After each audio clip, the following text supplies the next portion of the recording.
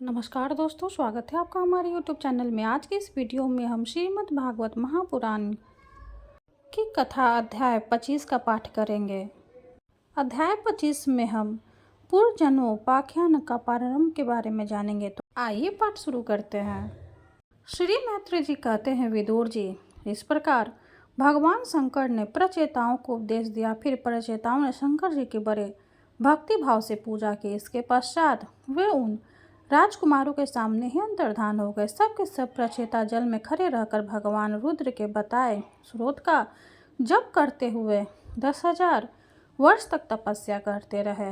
इन दिनों राजा प्राचीन व हृताचित कर्मकांड में बहुत रम गया था। उन्हें आध्यात्मिक विद्या विशारदत्त परम कृपालु नारद जी ने उपदेश दिया। उन्होंने कहा कि राजन, इन कर्मों के द्वारा तुम अपना कौन सा कल्याण करना चाहते हो? दुख के आत्यंतिक नाश और परमानंद की प्राप्ति का नाम कल्याण है, वह तो कर्मों से नहीं मिलता।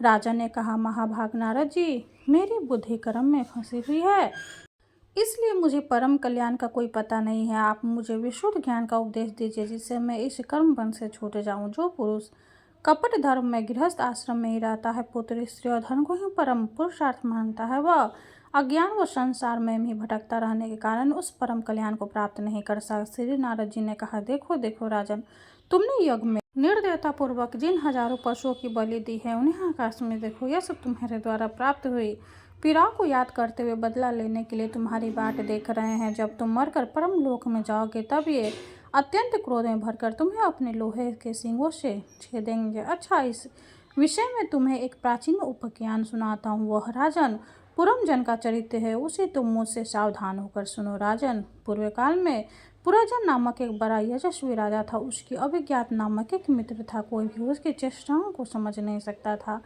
राजा पुरजन अपने रहने योग्य स्थान की खोज में सारी पृथ्वी में घूमा। फिर भी जब उसे कोई अनुरूप स्थान न मिला, तब वह कुछ उदास सा हो गया। उसे तरह तरह के भोगों को लालसा थी। उन्हें भोगने के लिए उसने संसार में जितने नगर देखे, उनमें से कोई भी उसे ठीक न से देखा। एक दिन उसने हिमालय के दक्षिण तटवर्ती शिखरों पर कर्म भूमि भारतखंड में एक नौ द्वारका नगर देखा। वह सब प्रकार के सुलक्षणों से संपन्न था। सब ओर से परकोटों, बगीचों, अटारियों, खाइयों, झरोखों और राज द्वारों से सुशोभित था और सोने चांदी तथा लोहे के शिखरों वाले विशाल भवनों से खचाखच भरा था। उसके महलों की नीलम स्फीति व श्रुति मूर्ति पन्ने और लालों की बनी हुई थी। अपनी कांति के कारण वह नागों की राजधानी भोगवतीपुर के समान जान पड़ता था। उसमें जहाँ तहाँ अनेकों सभा भवन, चौराहे, सड़कें, कीड़ा भवन, बाजार, विश्राम स्थान, ध्वजा, पताकाएं और मूंगे के चबूतरे सुशोभित थे। उस नहर के बाहर दिव्य वृक्ष और लताओं के पूर्ण एक सुंदर बाग था। उसके बीच में एक सरोवर सुशोभित था। उसके आसपास अनेकों पक्षी भांति भांति की बोली बोल रहे थे तथा भौरे गुंजार रहे थे। सरोवर के तट पर जो वृक्ष थे, उनकी डाली और पत्ते शीतल झरनों के जलकणों से मिली हुई वसंत की वायु के झरोकों से हिल रहे थे और इस प्रकार वे तटवर्ती भूमि की शोभा बढ़ा रहे थे। वहाँ के वन्य पशु भी मुनि जुनित अहिंसा हित व्रतों का पालन करने वाले थे, इसलिए उनके किसी को भी कष्ट नहीं पहुँचता था। वहाँ बार बार जो कोकिले की कुहू ध्वनि होती थी, उससे मार्ग में चलने वाले बटोहियों को ऐसा भ्रम होता था मानो वह बगीचा विश्राम करने के लिए उन्हें बुला रहा है। राजा पुरजनों ने उस अद्भुत वन में घूमते घूमते एक सुंदरी को आते देखा, जो अकस्मात उधर चली आई थी। उसके साथ 10 सेवक थे, जिनमें से प्रत्येक 100 नए गांव पति था। एक 5 फन वाला सांप उसका द्वारपाल था, वहीं उसकी सब ओर से रक्षा करता था। वह सुंदरी भोली भाली किशोरी थी और विवाह के लिए श्रेष्ठ पुरुष की खोज में थी। उसकी नासिका, दंड, प्रतीक, कपोल और मुख बहुत सुंदर थे। उसके समान कानों में कुंडल झिलमिला रहे तो उसका रंग सांवला था। कटिप प्रदेश सुंदर था और पीले रंग की साड़ी और सोने की करधनी पहने हुए थी तथा चलते समय चरणों से निपुरों की झनकार करती जाती थी। अधिक क्या, वह साक्षात कोई देवी सी जान पड़ती थी। वह गजगामनी वाला किशोरावस्था की सूचना देने वाले अपने गोल गोल समान और परस्पर सटे हुए लज्जावश बार बार अवचले ढकती जाती थी। स्तनों को उसके प्रेम से मटकती भौवें और प्रेम पूर्ण तिरछी चितवन के बाण से घायल होकर वीर पुरजन ने लज्जायुक्त मुस्कान कान से और भी सुंदर लगने वाली उस देवी से मधुर वाणी में कहा, कमल दल लोचने, मुझे बताओ तुम कौन हो, किसकी कन्या हो, साध्वी इस समय कहाँ रही हो। भीरु, इस पुरी में समीप तुम क्या करना चाहती हो। शुश्रु, तुम्हारे साथ इस 11वें महान सूरवीर से संचालित ये 10 सेवक और ये शैलिया तुम्हारे आगे आगे चलने वाले ये सब कौन सा है। सुंदरी, तुम साक्षात लज्जा देवी हो अथवा उमरम और ब्राह्मणी में से कौन हो। यहाँ वन में मुनियों की तरह एकांतवास करके क्या अपने पति देव की खोज कर रही हो। तुम्हारे प्राणनाथ तो तुम्हें उनके चरणों की कामना करती हो, इतने से ही पुण्य काम हो जाएगा। अच्छा, यदि तुम साक्षात कमला देवी हो तो तुम्हारे हाथ का कीड़ा कमल कहाँ गिर गया। सुभगे, तुम इनमें से तो कोई नहीं हो, क्योंकि तुम्हारे चरण पृथ्वी का स्पर्श कर रहे हैं। अच्छा, यदि तुम कोई मानवी ही हो तो लक्ष्मी जी, जिस प्रकार भगवान विष्णु के साथ बैकुंठ की शोभा बढ़ाती, उसी प्रकार तुम मेरे साथ इस श्रेष्ठ पुरी को अलंकित करो। देखा, मैं बराही वीर और पराक्रमी हूँ, परंतु आज तुम्हारे कटाक्षणों मेरे मन को बेकाबू कर दिया। तुम्हारी लचीली और रतिभाव से भरी मुस्कान के साथ भवों के संकेत पाकर यह शक्तिशाली कामदेव मुझे पीड़ित कर रहा है। इसलिए सुंदरी, अब तुम्हारे मुझ पर कृपा करना चाहिए। सुचित में सुंदर भौवें और सुगंध नेत्रों से सुशोभित तुम्हारा मुखारविंद इस लंबी लंबी काली अलकावासियों से घिरा हुआ है। तुम्हारे मुख से निकलते हुए वाक्य बड़े हो मीठे और मन हरने वाले, परंतु वह मुख जो लज्जा के मारे मेरी ओर होता ही नहीं।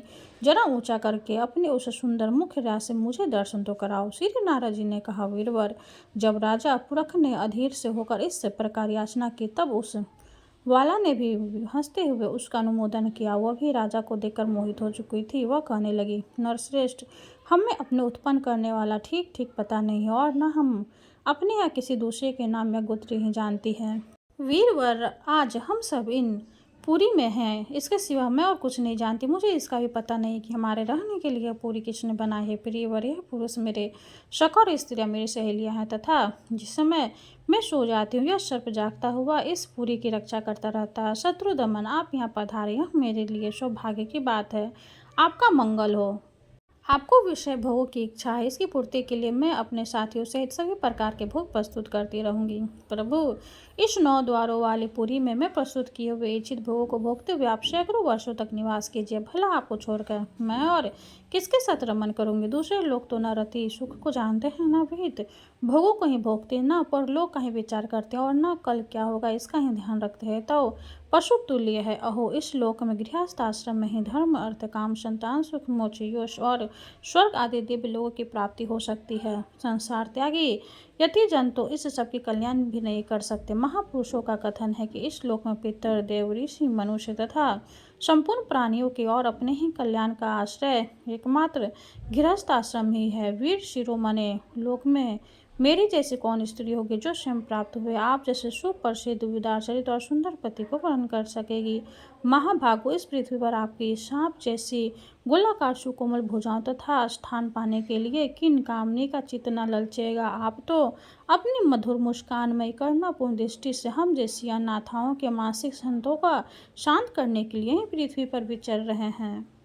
श्री नारद जी कहते हैं, राजन, उन स्त्री पुरुषों के इस प्रकार एक दूसरे की बात का समर्थन कर फिर 100 वर्षों तक उस पुरी में रहकर आनंद भोगा। गायक लोग सुमधुर स्वर में जहाँ तहाँ राजा पूरनजनी की कीर्ति गाया करते थे। जब ग्रीष्म ऋतु आती तब वह अनेकों स्त्रियों के साथ सरोवर में घुसकर जल कीरा करता। उस नगर में जो 9 द्वार थे, उनमें से 7 नगरी के ऊपर और 2 नीचे थे।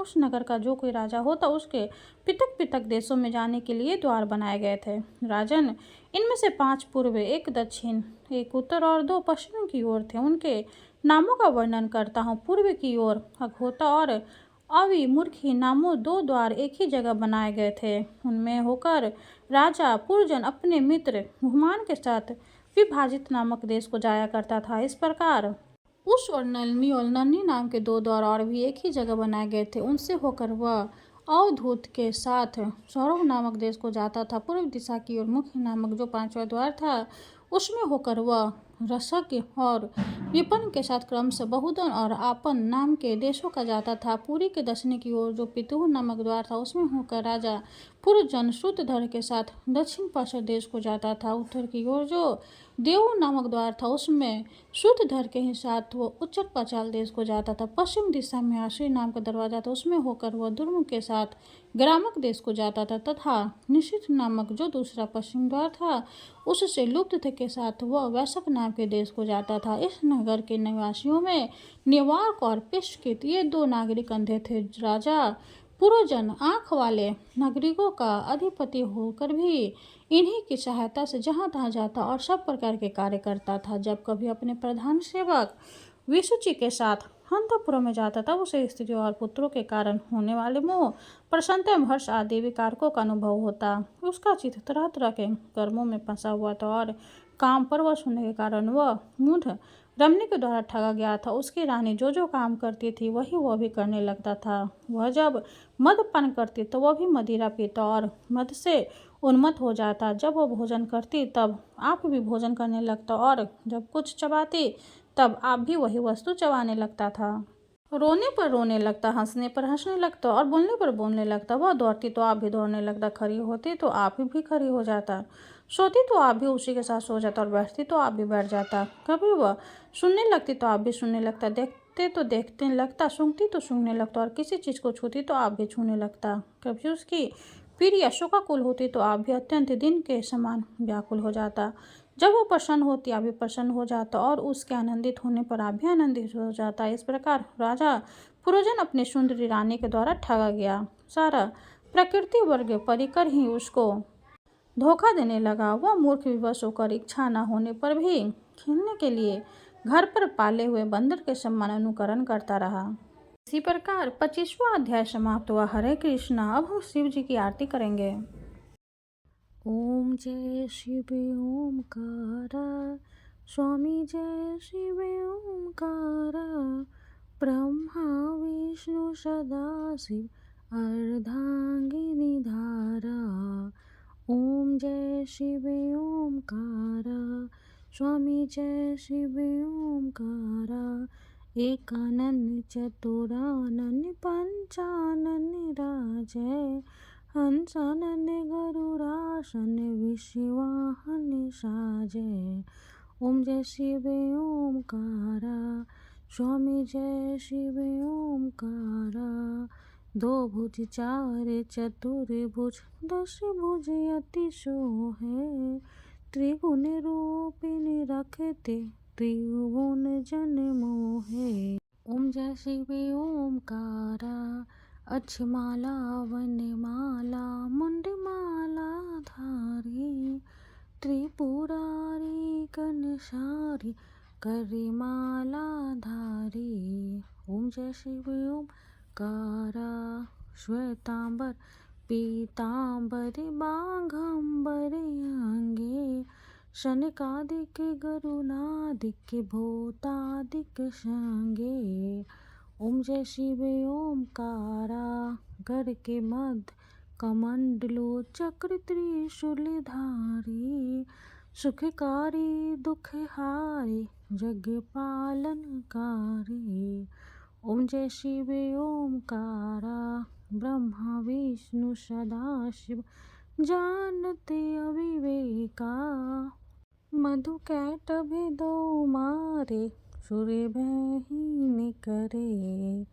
ओम जय शिव ओमकारा, लक्ष्मी व सावित्री पार्वती संगा, पार्वती अर्धांगी शिव लहरी गंगा। ओम जय शिव ओमकारा, पर्वत सोहे पार्वती शंकर कैलासा, भांग धतुर का भोजन भस्मी में वासा। ओम जय शिव ओमकारा, जटा में गंग बहते हैं गले मुंडल माला, शेष नाग लिपटावत ओढ़ते मृगशाला। ओम जय शिव ओमकारा, काशी में विराज विश्वनाथ नंदी ब्रह्मचारी, नित्य उठे दर्शन पावत महिमा अति भारी। जय शिव ओमकारा। त्रिगुण स्वामी जी की आरती जो कोई नर गावे। कहते शिवानंद स्वामी भजते शिवानंद स्वामी। मन वांछित फल पावे। ओम जय शिव ओमकारा। शंकर भगवान की जय हो। हर हर महादेव। वीडियो अगर अच्छी लगे तो लाइक कर दे, चैनल को सब्सक्राइब कर दे। धन्यवाद।